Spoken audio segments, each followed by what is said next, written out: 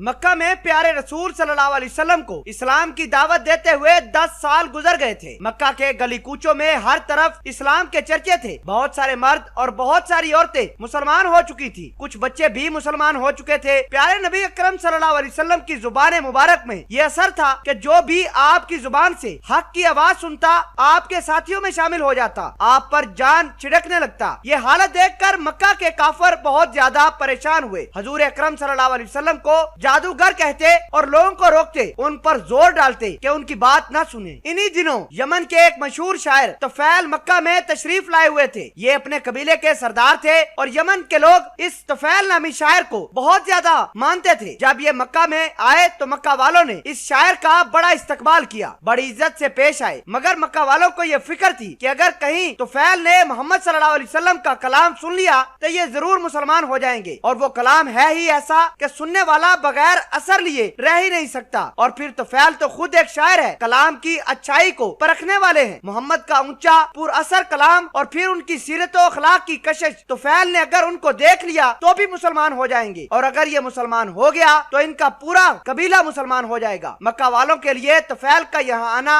एक बहुत बड़ा हादसा बन गया। तुफैल ने उनको बड़ी फिक्रमंदी में डाल दिया था। ये सब समझदार लोग मिलजुल कर बैठे, आपस में मशवरा किया और तय ये हुआ कि तुफैल को मोहम्मद सल्लल्लाहु अलैहि वसल्लम से मिलने नहीं दिया जाएगा। कुछ लोग तुफैल के पास पहुंचे और अपनी राजदारियां और खैरख्वाहियां के अंदाज में तुफैल से कहा, आपने जरूर जिक्र सुना होगा, हमारे यहाँ एक साहिब है जो कुछ दिनों से अपने आप को नबी कहने लगे हैं, बड़े जबरदस्त जादूगर हैं, उनकी बातों में बला का असर है, उनकी बातें सुनने वाले उनके जादू से हरगज नहीं बच पाते, जो भी एक बार उनकी बात सुन लेता है बस उन्हीं का होकर रह जाता है। मक्के के बहुत सारे बोले बाले उनके जादू में फंस गए हैं और अपने बाप दादा के दीन से फिर गए हैं। बहुत सारे घराने हैं जिन्होंने बैठे बिठाए अपने बेटों, मियाँ बीवियों, चचा भतीजों में लड़ाई करा रखी है, और फिर जिन पर उसका जादू चल जाता है वो ऐसा हक्का बक्का हो जाता है कि फिर वो किसी की बात तक नहीं सुनता। मक्का के वो लोग शायर तुफैल से कहने लगे, हमने आपको ये बातें इस वजह से सुनाई कि आप मुख्तात रहिए। तुफैल ने इन बातों को बड़े गौर और सब्र से सुना, दिल में तहिया किया कि जो कुछ भी हो उस शख्स की बातें हरगज नहीं सुनूंगा, कहीं मेरे ऊपर भी उस जादूगर का असर ना हो जाए। उसके बाद तुफैल जब भी काबा के अंदर जाते अपने कानों में खूब रुई ठोंस लेते कि कहीं इस शख्स की आवाज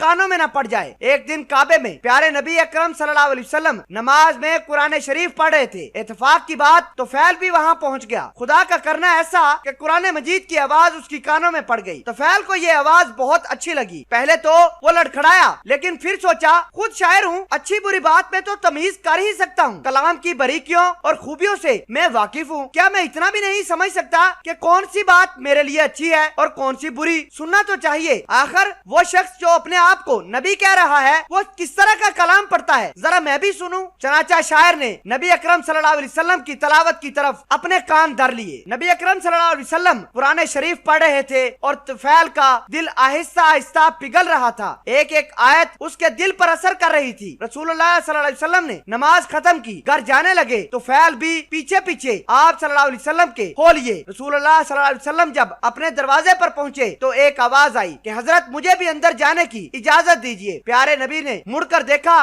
कि यमन के मुअज्जज सरदार तुफैल आप सल्लल्लाहु अलैहि वसल्लम से अंदर जाने की इजाजत मांग रहे थे। रसूलुल्लाह सल्लल्लाहु अलैहि वसल्लम बड़ी इज्जत से उन्हें अपने घर के अंदर ले गए, अपने पास बिठाया और आने की वजह पूछी। तुफैल ने अपनी पूरी आप बीती आपको सुनाई। प्यारे नबी सल्लल्लाहु अलैहि वसल्लम ने बड़ी दिलचस्पी से तुफैल की आप बीती सुनी। फिर तुफैल ने कहा, हजूर सल्लल्लाहु अलैहि वसल्लम मुझे अपनी कुछ बातें सुनाइए। रसूल ने कुरान मजीद की चंद असर भरी आयतें पढ़कर सुना डाली। तुफैल बड़े गौर से कुरान मजीद की आयतें सुनता रहा और उन्हें ऐसा मालूम हो रहा था कि दिल की स्याही धुल रही है, गफलत के पर्दे उठ रहे हैं और हकीकत का जमाल उनकी आंखों को रोशन कर रहा है। जब प्यारे नबी ने तलावत फरमा चुके तो तुफैल ने कहा, खुदा की कसम जिसने मुझे पैदा किया है, मैंने अरब का एक से एक अच्छा कलाम सुना है, मगर आज तक ऐसा ऊंचा मुस्सर और पकीजा कलाम कभी नहीं सुना। ये कलाम तो सरासर हदायत है, असर नूर है, सरासर इंसाफ है, इससे मुंह मोड़ना ना इंसाफी होगी। खुदा की कसम ये किसी इंसान का कलाम नहीं है, ये इंसान के पैदा करने वाले खुदा का कलाम है। तुफैल कहे जा रहा था और रसूलुल्लाह सल्लल्लाहु अलैहि वसल्लम का दिल उनकी हदायत पर बाग बाग होता जा रहा था। फिर आपने तुफैल को इस्लाम का कलमा पढ़ाया और ईमान के नूर से उनके सीने को जगमगा दिया। यमन का ये मुअज्जज मेहमान अब ईमान की इज्जत भी पा चुका था। मक्के में दाखिले के वक्त सिर्फ दुनिया की इज्जत حاصل تھی، اب اسے دین کی عزت بھی حاصل ہو گئی تھی۔ جب طفیل نے